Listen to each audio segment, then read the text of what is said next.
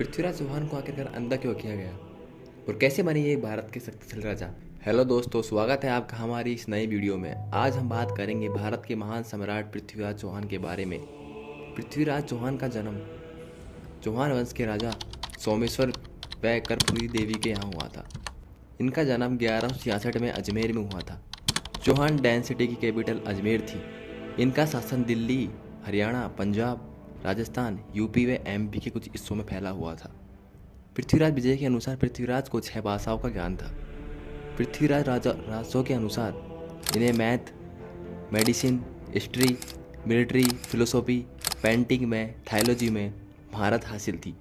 वह इसी के साथ ये आर्चरी के भी चैंपियन थे। 1177 में इनके पिता की मृत्यु के बाद करीब 11 साल की उम्र में पृथ्वीराज चौहान राजगद्दी पर बैठे। इनकी उम्र कम होने के कारण इनकी माता राजकाज संभालती थी, पर इनकी मदद के लिए बहुत से मंत्री होते थे, जैसे कतम बादशाह, बमना मलाई। ये दोनों ही बहुत बहादुर थे। राजा बनने के बाद पृथ्वीराज चौहान के बहुत से दुश्मन बन जाते हैं। 1180 में पृथ्वीराज पूरा शासन अपने कंट्रोल में ले लेते हैं।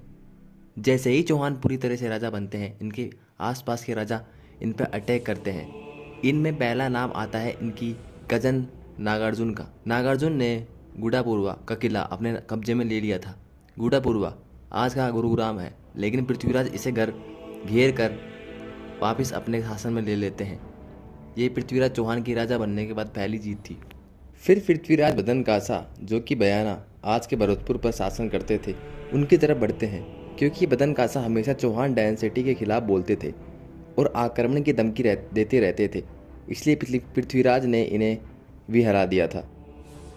मदनापुर ग्रंथ के अनुसार पृथ्वीराज ने चंदेल के राजा परामर्दी को 1182 में हराया था, लेकिन इससे इनके दुश्मनों की संख्या और बढ़ गई थी, क्योंकि चंदेल फिर कन्नौज यूपी के गढ़वाल राठौड़ों के साथ हाथ मिला लेते हैं। गढ़वाल कन्नौज के शासक राजा जयचंद थे। इसके अलावा गुजरात के चालुक्यों के साथ भी राजा चौहान के रिश्ते अच्छे नहीं थे। एक और ताकतवर किंगडम गढ़वाल राठौड़ कन्नौज के राजा जयचंद के साथ पृथ्वीराज की लड़ाई बहुत पॉपुलर है। यह जानकारी हमें पृथ्वीराज विजय और पृथ्वीराज रासों के साथ आयन अखबारी में भी मिलती है। अगर आपको इन दोनों के बीच की लड़ाई के बारे में जानना है तो प्लीज़ इस वीडियो को ज़्यादा से ज़्यादा शेयर कीजिए और कमेंट कीजिए, क्योंकि यह एक बहुत बड़ा टॉपिक है।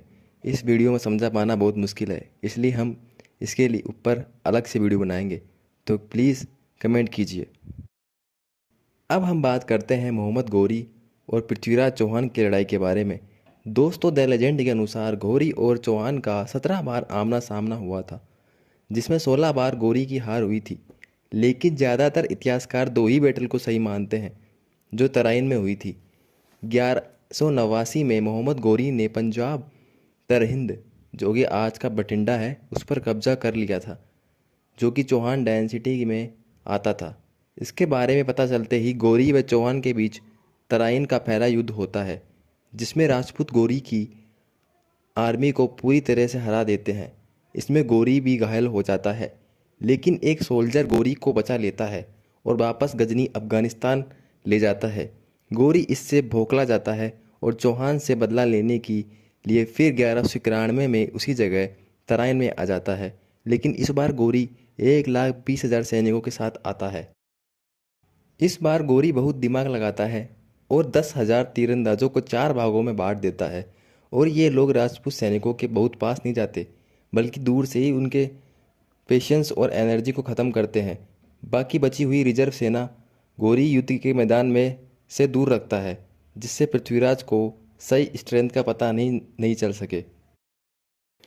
जब राजपूत आर्मी दिन भर युद्ध करके थक जाती थी, तब मोहम्मद गौरी अपने रिजर्व सैनिकों के साथ पृथ्वीराज चौहान की सेना पर अटैक कर देता है, जिससे कि पृथ्वीराज चौहान की हार हो जाती है।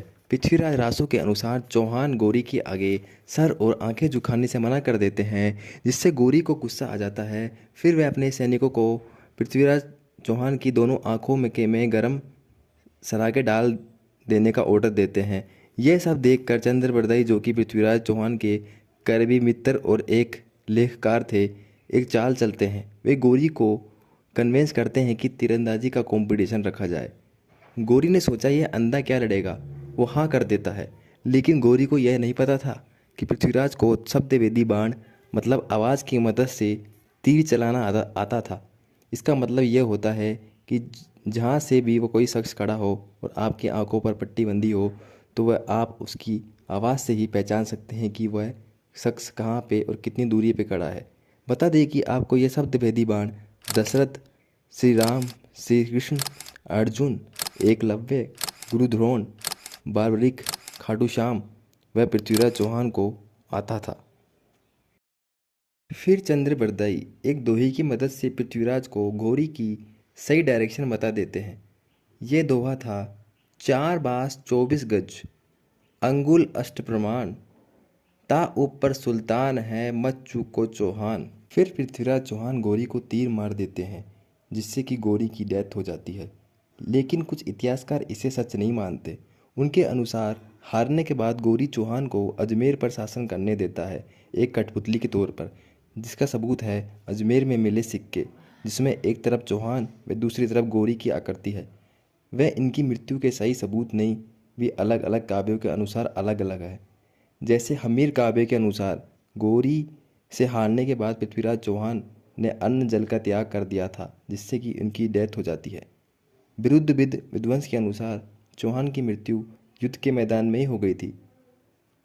लेकिन दोस्तों, हमें निश्चित तौर पर यह नहीं कह सकते कि इनकी मृत्यु कैसे हुई थी, पर हम ये ज़रूर कह सकते हैं कि मोहम्मद गौरी के हारने के बाद पृथ्वीराज चौहान ज़्यादा देर तक जिंदा नहीं रह पाए थे।